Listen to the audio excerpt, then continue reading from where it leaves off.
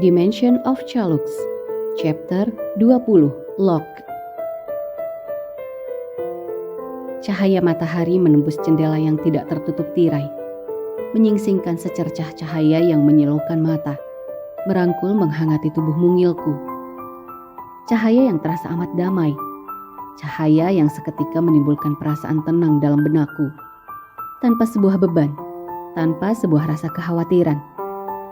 Hari ini aku akan pulang, kembali ke bumi, kembali ke kehidupanku yang normal, tanpa ada lagi hal-hal fantastis di sekitarku. Meninggalkan semua hal gila yang terjadi selama ini dan melanjutkan hidupku seperti biasanya. Mereka berjanji akan memperbaiki bumi seperti sedia kala. Walau tak semuanya bisa diperbaiki dan tak semuanya yang hilang bisa kembali seperti dulu lagi. Mereka juga akan mengurung Alexa agar tidak bisa pergi ke dimensi lain lagi. Dan aku harap gadis itu akan tertangkap. Sudah cukup semua kemarahan dan kemurkaan yang ia lampiaskan ke bumi maupun Epifron. Dan konyolnya itu hanya karena sebuah hubungan terlarang. Hubungan yang tidak boleh terjadi antara seorang kakak dan adik. Rasa yang seharusnya tak boleh timbul di benak mereka masing-masing.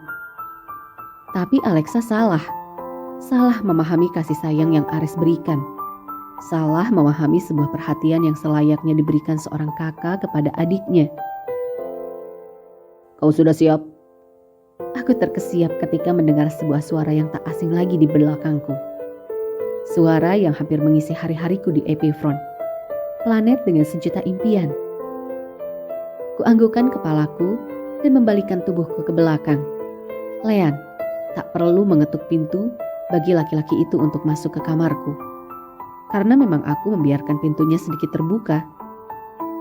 Lelaki itu akan ikut ke bumi bersama Ares dan Warren, melaksanakan sisa tugasnya yang tertunda, memperbaiki kerusakan di bumi. Setidaknya aku bersyukur mereka masih bertanggung jawab atas apa yang Alexa lakukan di bumi saat itu. Kau mau berdiri di sana sampai kapan? Ayo keluar. Warren dan Ares sudah menunggu kita. Aku mendengus dan lekas berjalan mengikutinya di lorong kerajaan. Lean berjalan dengan santai di depanku. Sudah kubilang kan, langkah kakinya besar. Kakak Ros! Langkahku dan Lean terhenti saat seorang gadis berambut coklat emas bergelombang lari dengan cepat ke arahku dan Lean. Membuat ia harus mengangkat gaunnya lebih tinggi agar tidak tersangkut karena langkahnya sendiri. Jangan lari, Nancy! Bentak Lean kesal saat melihat Nancy yang berlari sambil mengangkat gaun berwarna peach yang panjangnya menjuntai sampai lantai kerajaan yang dilapisi karpet merah. Nancy menghambur ke pelukanku tanpa mempedulikan ucapan kakaknya yang kini mendengus dan menggeleng-gelengkan kepalanya pasrah. Seakan sudah kewalahan dengan sikap Nancy yang kekanak-kanakan. Gadis manis, gadis periang yang manis. Ia sangat mudah bergaul. Bahkan saat kita baru berkenalan tadi malam, kami berbicara layaknya sahabat yang sudah kenal berpuluh-puluh tahun. Gadis ini mengeratkan dekapannya padaku, membuat badanku sedikit ngilu. Bahunya berguncang. Aku bisa merasakan tubuhnya yang bergetar. Ia menangis. Aku kira kau tak pulang secepat ini. Aku harus pulang sekarang, Nancy. Aku senang bisa bertemu denganmu. Kubelai rambutnya yang lembut. Memang sedikit manja. Tapi ia benar-benar gadis yang menyenangkan, polos dan periang. Setidaknya aku bisa tertawa saat bersamanya. Apa kau akan kembali? Aku terdiam. Apa aku akan kembali lagi? Aku tak tahu. Mereka tak berkata apapun padaku. Kuarahkan pandanganku ke Lean. Lelaki itu mengusap puncak kepalaku dan mengangguk, seakan mengetahui apa yang kutanyakan dalam benakku. Dia memang selalu tahu, tidak diragukan lagi. Dia akan berkunjung ke sini. Aku yang akan membawanya ke sini. Pintu dimensi akan selalu terbuka untuknya. Nancy mendongak menatap aku dan Lean secara bergantian, seakan menanyakan kebenaran dari ucapan kakaknya tadi. Benarkah? Iya. Jadi bisakah kau lepaskan Rose sekarang? Ia kehabisan udara jika kau memeluknya seperti itu, Nancy. Nancy berdecak kesal. Ia mundur dan melepaskan rangkulannya padaku. Mulutnya tak henti-hentinya merutuki kakaknya yang menampilkan tatapan datar tanpa rasa bersalah. Sedangkan aku hanya terkekeh kecil.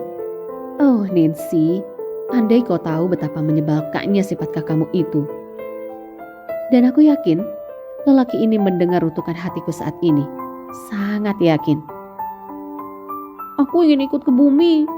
Tidak. Pokoknya aku. Tidak. Nancy semakin menggerutu dan menyubiti lengan kakaknya dengan gemas. Sedangkan Leanne tak henti-hentinya merutuki adiknya yang kini merengek dan mengamuk. Aku mencoba menarik Nancy yang masih merengek dan mulai bergelayut merajuk di lengan Leanne. Gadis itu merengek dan terus memohon agar diizinkan oleh kakaknya yang garang ini. Kau sama saja memohon pada singa, Nancy. Cukup, Nancy. Jangan manja. Tak semuanya boleh pergi semaunya ke antar dimensi. Dan kau, Rose, aku tahu apa yang sedari tadi kau pikirkan. Jadi berhenti merutukiku. Ia mencium puncak kepala Nancy yang kini dibalas mendorong tubuh Leanne dan pergi sambil menghentak-hentakan kakinya dengan keras.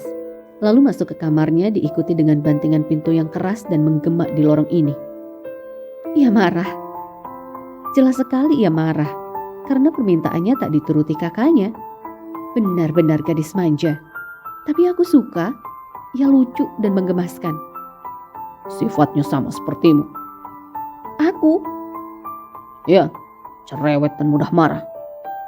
Ia menarik tanganku agar kembali berjalan mengikutinya. Oke, dia mulai lupa diri.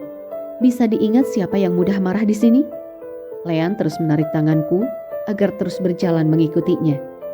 Beberapa caluks penjaga selalu mengawasi kemanapun kami pergi, membukakan kemanapun pintu yang akan kami tuju, dan menyediakan beberapa hal yang kami butuhkan.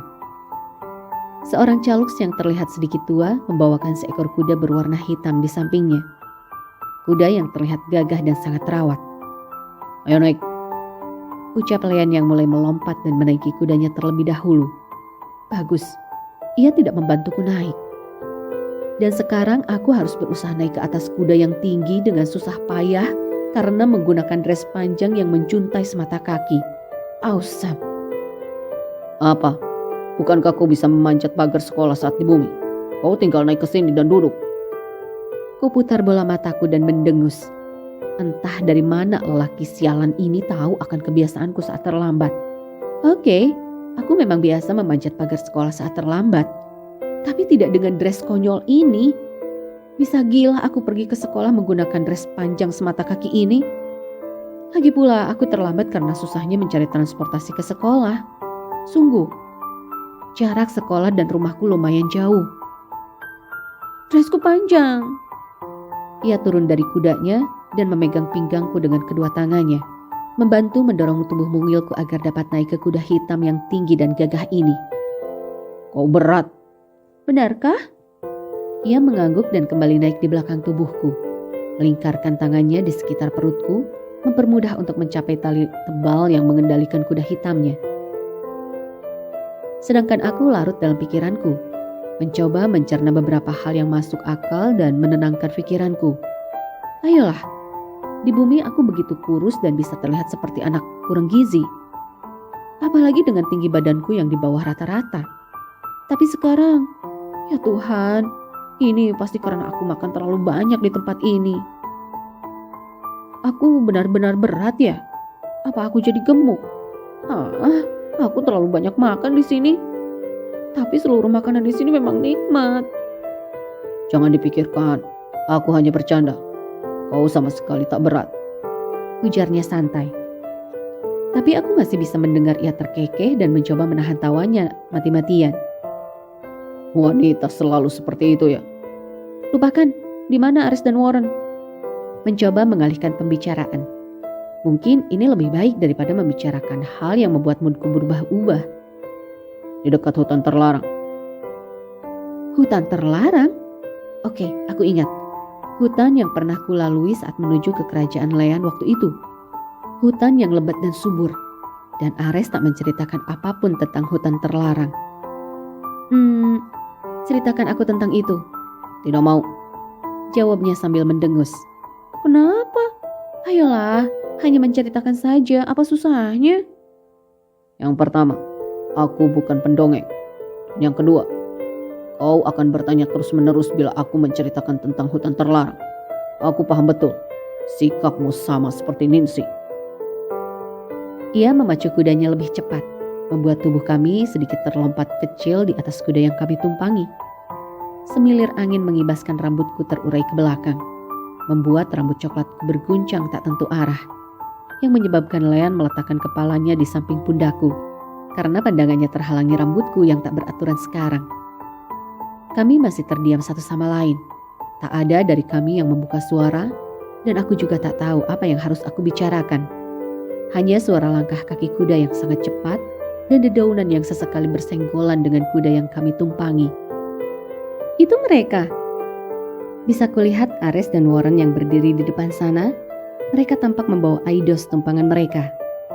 Warren melambaikan tangannya padaku, yang segera kubalas dengan senyuman lebar dalam bayan tanganku padanya. Gadis itu masih sama, anggun dan cantik. Dan satu poin plus untuknya, hati yang baik. Bukankah hal utama yang harus dimiliki seorang wanita adalah hati yang baik? Paras dan kecantikan hanya sia-sia jika tak diikuti hati yang baik dan tulus. Dan aku bersumpah, jika Liam mengenal Warren, ia akan mengekori Warren habis-habisan. Dan mungkin akan terlihat seperti majikan dan peliharaannya yang setia. Awesome. Ayo turun, bantu aku. Ku genggam kedua pundaknya dan melompat turun. Entah aku yang terlalu ringan atau ia yang memang terlalu kuat. Karena tampaknya ia sama sekali tak kesusahan saat mengangkat tubuhku saat turun tadi. Kemarilah Rose, apa kau siap? Warren tersenyum dan mengulurkan tangannya padaku, yang segera kusambut dengan semangat yang menggebu-gebu. Selalu siap untuk pulang. Kami semua melingkar dan saling bergenggaman erat. Aku tak pernah melakukan ini sebelumnya. Dan ini membuat jantungku berdegup lebih cepat. Tenanglah dan pejamkan matamu. Kali ini Lean yang membuka suara dan seakan terhipnotis. Aku menuruti permintaannya dan lekas memejamkan mataku erat-erat. Mencoba mengontrol degup jantungku agar lebih tenang. Tak lama aku merasa aura dingin melingkupi seluruh tubuhku. Dan aku merasa tubuhku bergetar. Diiringi dengan genggaman tangan Warren dan Lean yang semakin erat. Semakin erat dan aku merasakan tanganku yang sakit karena tangan Lean yang semakin meremas jemariku yang kecil. Au! Pekiku saat merasa tubuhku terbanting. Kubuka mataku dan mengedarkan pandanganku. Tempat ini masih sama, tak berubah sedikit pun. Hanya jarak kami yang bergeser karena terpental oleh sesuatu yang tak aku mengerti. Kau tahu apa, Ros? Aku melihat Lean yang berlari padaku. Ia merangkul tubuhku dan membantuku agar berdiri dari tanah. Apa yang terjadi? Ia terlihat menggelengkan kepalanya. Rahangnya mengeras. Sedangkan Ares dan Warren berjalan menghampiri kami. Apa yang terjadi, Lean? Lean kembali menggeleng dan menarik menggenggam tangan kananku dengan tangan kirinya. Sementara tangan yang satunya meraih dan menggenggam jemari Ares. Kita coba sekali lagi. Kami semua mengangguk dan kembali memejamkan mata kami. Mencoba menetralisir rasa panik yang datang tadi. Menetralkan degup jantung kami yang semakin bertambah cepat. Tapi hal itu terjadi lagi. Kami kembali terpelanting membentur tanah dan kali ini kepalaku membentur pohon. Membuat hidungku sedikit mengeluarkan darah. Aku mencoba bangkit dan bangun menghampiri Lean. Ares dan Warren yang jatuh terpelanting sepertiku dan mereka kembali bangkit. Sial. Aku bisa mendengar Lean mengumpat dan aku yakin ada hal buruk yang terjadi di sini. Lelaki ini tak mungkin marah bila semuanya baik-baik saja.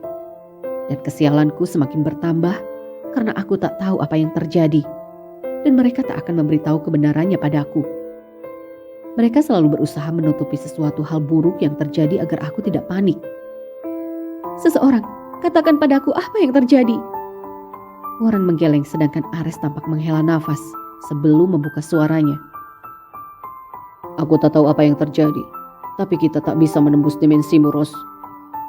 Lean mengangguk, seakan membenarkan perkataan Ares. Lelaki ini tampak menautkan alisnya. Ia tampak memikirkan sesuatu yang tak aku mengerti. Sementara Warren dan Ares berjalan menghampiri kami, Nampaknya Warren terluka. Sikunya sedikit tergores dan mengeluarkan setetes darah. Pintu dimensi tak mau terbuka. Kita tak bisa menembusnya. Mengapa ini bisa terjadi, Leon? Kali ini Warren yang angkat bicara. Kalau gadis itu sesekali masih meniupi sikunya yang lecet karena terjatuh tadi. Mungkin sedikit perih, karena aku bisa melihat beberapa goresan di sana. Aku tak tahu, tapi ada yang menghalangi kita. Ada yang menutup pintu dimensi sehingga tak dapat kita tembus. Ada yang menghalangi? Ada yang menutupi pintu dimensi? Apa ini perbuatan Alexa? Pasti gadis itu pelakunya. Tanyaku menatap mereka bergantian. Gadis itu yang menyulik Mike. Gadis itu yang menyerangku sampai aku tak sadarkan diri. Dan gadis itu juga yang selalu mencoba melukaiku. Tenanglah, Rose. Aku bukan tipe orang yang berprasangka buruk. Tapi melihat beberapa kejadian yang terjadi belakangan ini, wajar bila aku curiga terhadapnya, kan? Tidak, ini bukan ulah Alexa. Tak akan ada Caluks yang bisa menutup pintu dimensi. Leon bergumam. Tapi aku masih bisa mendengar semuanya dengan jelas. Aku benar-benar hilang akal. Jika memang bukan Alexa yang melakukannya, lalu siapa? Dan jika itu memang benar, tandanya ada makhluk lain yang tak suka pada kami. Maksudku, hanya padaku. Hanya padaku. Dan itu artinya semakin berat rintangan dan beban yang akan aku hadapi. Jika bukan Alexa, lalu siapa? Dan bagaimana aku pulang? Aku tidak tahu. Yang pasti ini buruk. To be continued.